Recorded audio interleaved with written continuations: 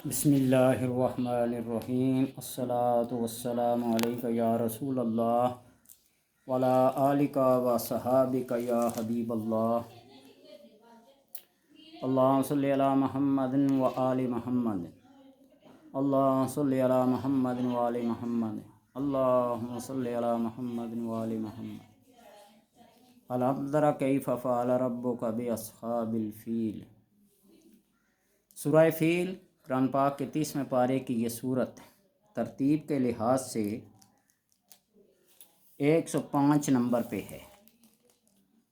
اس کے اعداد 5859 ہیں۔ الفیل عربی زبان میں ہاتھی کو، ایلیفینٹ کو فیل کہتے ہیں، یعنی ہاتھی والوں کی کیفیت کو بیان کیا گیا ہے۔ وہ ایک ابرا بادشاہ تھا جس نے مکے پر حملے کی نیت سے ایک ہاتھیوں کا لشکر تیار کیا تھا،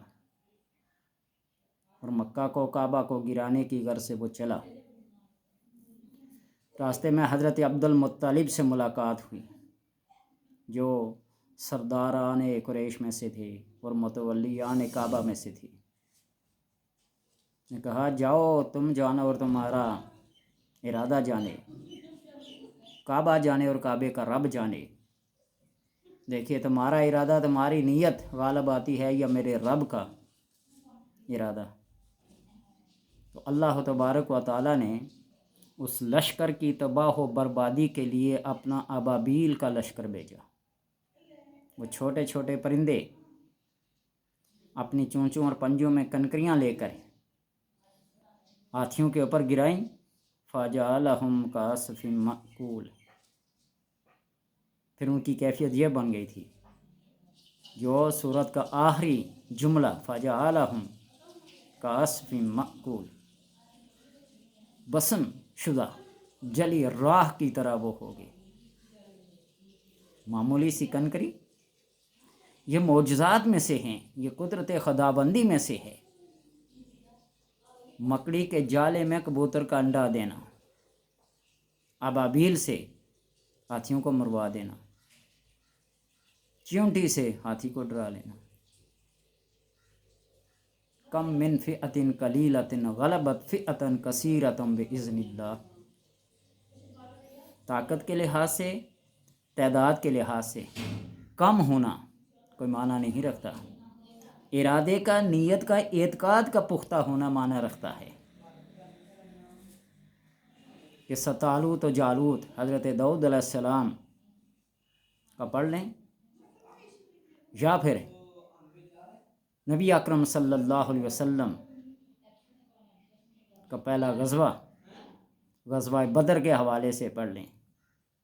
کہاں 313 اور کہاں 1000 یا 1000 سے زائد کا لشکر، بے سر و سامان کے عالم میں کفر کے بڑے بڑے سردار مارے گئے۔ اس لیے ایمان کا مضبوط ہونا اور عقائد کا مضبوط ہونا ضروری ہے۔ قلت و کثرت مقصود نہیں ہوتی۔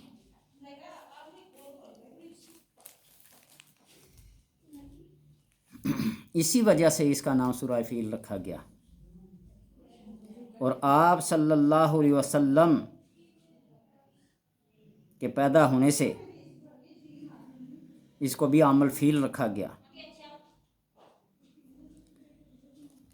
تاریخی واقعات ہیں، بے شمار روایات ہیں۔ اگر کسی ظالم حاکم کے پاس جانے کا ارادہ ہو اور دل میں یہ خیال ہو کہ وہ میری بات کو مانے گا نہیں، سنے گا نہیں، ظلم و زیادتی سے پیش آئے گا، تو سورہ فیل کو پڑھے،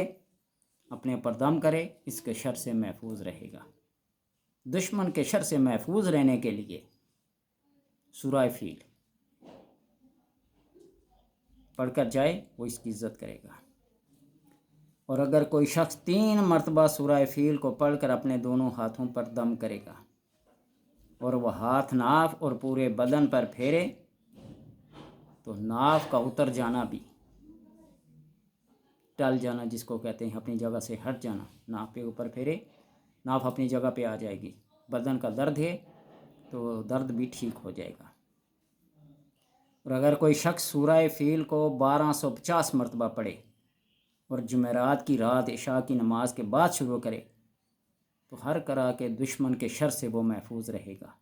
بہت سارے طریقے بتاؤں گا دشمن کے شر سے محفوظ رہنے اور دشمن کو نیست و نابود کرنے کے لیے، لیکن گزارش یہ ہے کہ میں ہر ویڈیو میں یہ کہتا ہوں کہ اپنے اعمال کو دیکھتے ہوئے، اپنی نیت کو دیکھتے ہوئے پڑھا کریں، اور جب نیت درست نہ ہو، اعمال اپنے درست نہ ہوں، معمولی سی غلطی پر کسی کو دشمن بنا لینا اور پڑھائیاں شروع کر دینا پھر اپنے لیے وبال جان بنتا ہے۔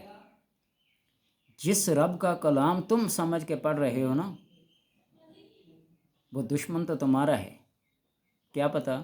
وہ رب کے ہاں کتنا مقبول ہو۔ کسی حسد کی وجہ سے، کسی اور بغض کی وجہ سے تم اس کو اپنا دشمن جان رہے ہو، وہ رب کا پیارا ہو، رب اس کو بھی تو وہی ہے نا۔ یہ نہ ہو کہ وہ واقعہ جس طرح ہے نا بے اتفاق بتایا ہے، ایک آدمی کی 2 بیٹیاں تھیں نا، ایک کمہاروں کے گھر دے دی اور ایک زمینداروں کے گھر۔ کمہار مٹی کے برتن بناتے، وہ کے گھر گیا تو کہنے لگی ابو جی دعا کریں نا بارش نہ ہو، ہماری سال بھر کی محنت ہے، بارش ہوگی برتن خراب ہو جائیں گے۔ وہاں سے اٹھ کر زمینداروں کے گھر گیا، کہنے لگے ابو جی دعا کریں نا کہ بارش ہو، ہمارے سال بھر کی محنت ہے، اگر بارش نہ ہوئی تو ہماری فصل تباہ ہو جائے گی۔ اب بیچارہ کرتا تو کیا کرتا، کمہاروں کے لیے دعا کرتا یا زمینداروں کے لیے دعا کرتا، ایک کے لیے دعا کرتا دوسرا ناراض ہوتا، دوسرے کے لیے دعا کرتا دوسرا ناراض ہوتا۔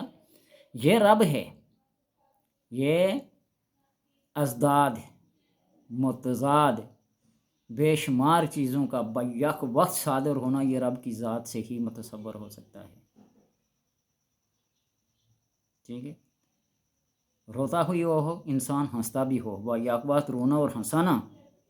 یہ عام انسان کے لیے مشکل ناممکن ہے، لیکن رب کے لیے کوئی مشکل ہے، کوئی ناممکن ہے؟ تو اس لیے یہ بات ذہن میں رکھا کریں، دشمن کے شر سے محفوظ رہنے کے لیے، دشمن کو تباہ و برباد کرنے کے لیے، نیست و نابود کرنے کے لیے بھی اعمال پڑھے جاتے ہیں، لیکن اس کے طریقہ کار ہیں۔ بار بار کہتا ہوں طریقے کو اپنائے کرو۔ اور اگر کوئی ظالم اپنے ظلم سے باز نہ آئے تو سورہ فیل کو 3 دفعہ 7 دن ظالم کا تصور کر کے دل میں پڑھے اور اس کے ظلم سے نجات پائے گا۔ اس کے علاوہ بے شمار ہے، یہ کتاب میرے سامنے ہے،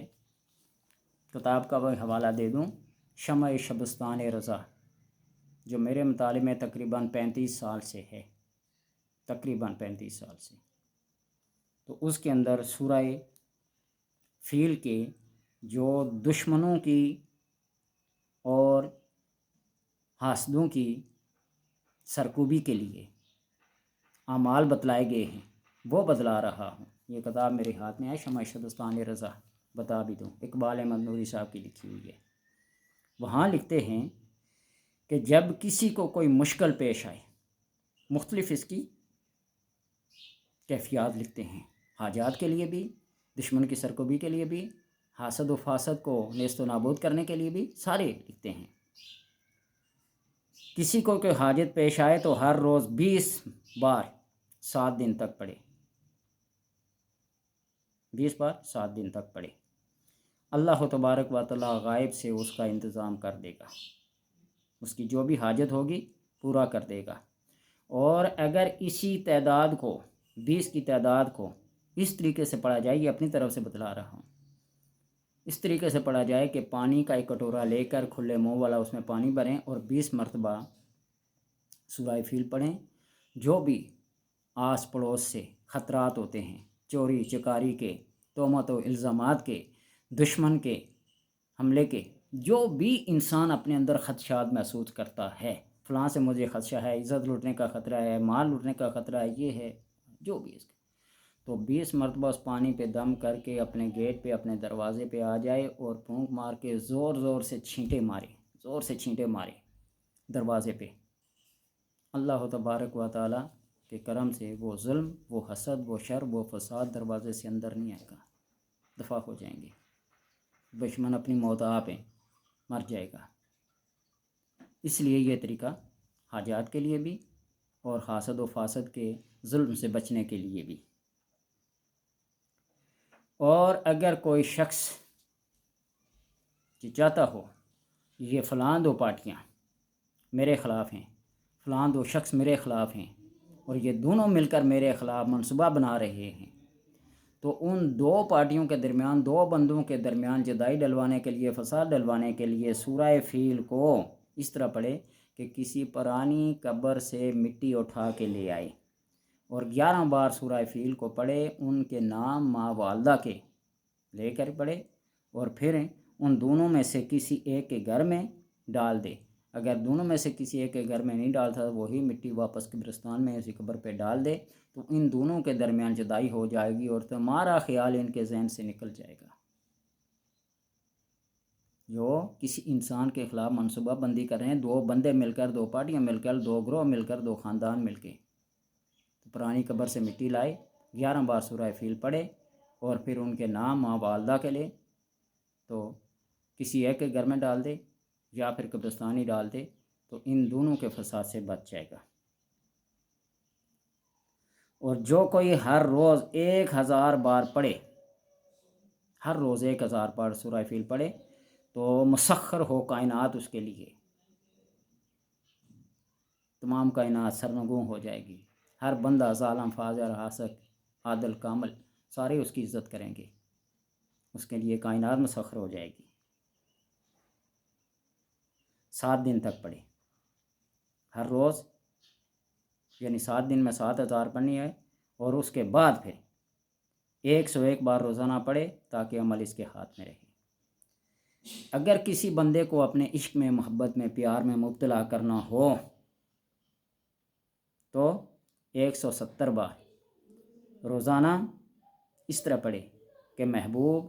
معشوق کے پاؤں کے نیچے کی مٹی لے کر اس کے اندر کوئی عطر، کوئی خوشبو، کوئی پرفیوم وغیرہ ڈال دے تاکہ وہ مٹی خوشبودار ہو جائے، پھر اس پر 170 مرتبہ پڑھ کر، دم کر کے، مطلوب محبوب کا نام لے کر کیا کر دے، اس کو سنگا دے یا کسی بھی طریقے سے اس کو کھلا پلا دے، تو وہ اس کی محبت میں دیوانہ ہو جائے گا۔ یہ کتاب کے حوالے دے رہا ہوں۔ یہ جو کام ہوتے ہیں نا حسن، غیر محرم، آج کل غیر محرم سے مراد کیا ہوتے ہیں میرے نزدیک؟ ایک ایسا لڑکا جس کی داڑھی مونچھ نہ ہو اور وہ کوئی کسی کو اپنے پیار محبت میں کسی بھی اپنے غلط ارادے سے اس کو مسخر کرنے کی کوشش کرے، یا کسی لڑکی کو کیا کرے، پیار محبت کی پینگیں بڑھائے،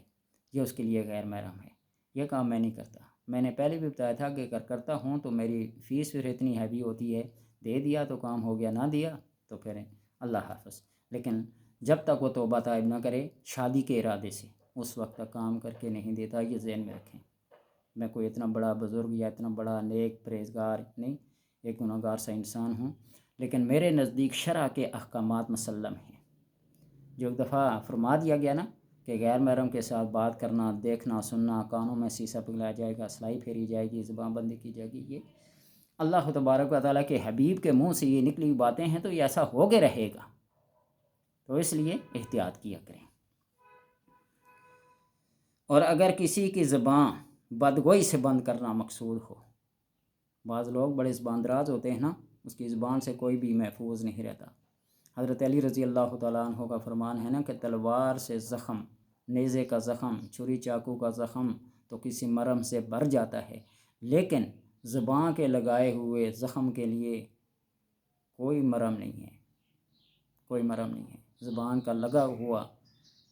چبوکا وہ کبھی زندگی بھر نہیں بولتے، تو اس لیے ایسے بدگو کی زبان بندی کرنی مقصود ہو تو ریشم کا دھاگا لیں، 7 تار، ریشمی دھاگا لیں 7 تار، اور اس کے اوپر پڑھیں، 7 دفعہ پڑھیں سورہ فیل، اور ہر دفعہ پڑھنے کے بعد اس کو گرہ لگا لیں۔ گرہ لگانے کے بعد اس کو کسی جگہ درخت کے اندر اس دھاگے کو میخ کے ساتھ ٹھونک لیں تاکہ وہ دھاگا بھی میخ کے اندر چلا جائے، درخت کے اندر چلے جائے میخ کے ساتھ، طریقے ہوتے ہیں نا ٹھونکنے کے، یا پھر اپنے بازو کے ساتھ باندھ لیں، تو ہر طرح کے بدگو کی بدگوئی سے اس کی زبان سے آپ محفوظ رہیں گے، اس کی زبان تمہارے حق میں کیا ہو جائے گی؟ بند ہو جائے گی۔ اور پہلے کسی ویڈیو میں بتایا تھا کہ ایسے بدگو کو،